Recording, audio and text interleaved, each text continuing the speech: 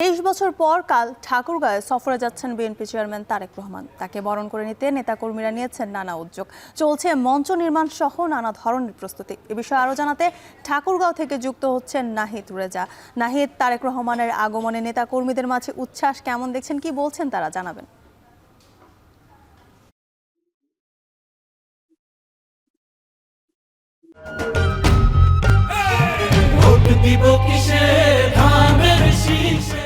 ধন্যবাদ জ্যোতিকা। আপনাকে যদি জানিয়ে রাখি, 23 বছর পর কিন্তু ঠাকুরগাঁয়ে আসছেন বিএনপি চেয়ারম্যান তারেক রহমান। এই তারেক রহমানের সফরকে ঘিরে আমরা লক্ষ্য করি যে বিএনপি নেতা কর্মীদের মধ্যে ব্যাপক উৎসাহ কিন্তু লক্ষ্য করা গেছে। যেহেতু এই ঠাকুরগাঁও এক আসনে বিএনপির মহাসচিব রয়েছেন, ঠাকুরগাঁও এক আসনের যে ধানের শীষের প্রার্থী হিসেবে তিনি বিভিন্ন মাঠ পর্যায়ে গণসংযোগ থেকে শুরু করে বিভিন্ন পথসভা করছেন। সেই পথসভাগুলোতে কিন্তু ভোটারদের এই তারেক রহমানের জনসভায় উপস্থিত হওয়ার জন্য আহ্বান করছেন। এমনকি আমরা লক্ষ্য করেছি এই জনসভাকে কেন্দ্র করে ইতিমধ্যেই এই ঠাকুরগাঁও যে জেলা স্কুল বড়মাঠ রয়েছে, যেখানে এখন আমি রয়েছি, এখানে মঞ্চ তৈরির যেসব সরঞ্জাম সেগুলো কিন্তু এখানে এসেছে।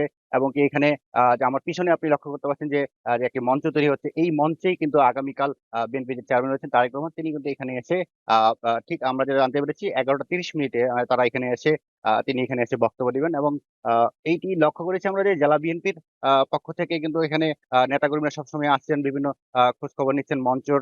এখন যারা মঞ্চে এখানে কাজ করছে তারা কিন্তু সকাল থেকে আমরা লক্ষ্য করেছি যে এখানে তারা কাজ করছেন।